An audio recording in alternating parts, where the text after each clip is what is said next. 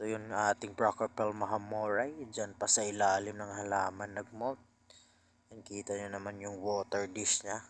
Maglalagay tayo ng tubig dito sa water dish niya kasi napaka dry.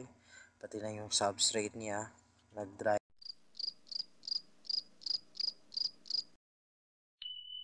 What's up guys, Exomatic TV here. For today's video, may tatlo tayo na tarantula na bagong molt.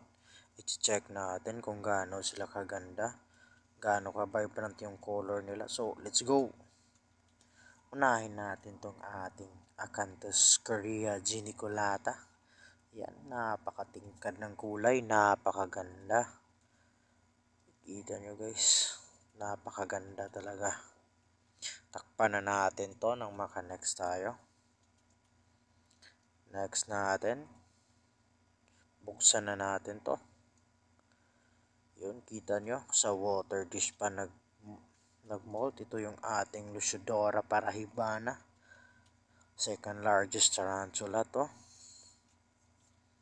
Yan, di pa niya kinain yung last ko na binigay sa kanya. Yan pala, magmo-molt na pala siya. Yan, napakaganda. Bakit dyan ka nag-molt sa water dish mo? Takpan na natin to. Next tayo. Buksan na natin tong panghuli natin. For today's video guys, update lang to. Ito yung ating Brachypel mahamorai. Dyan pa sa ilalim ng halaman nagmolt.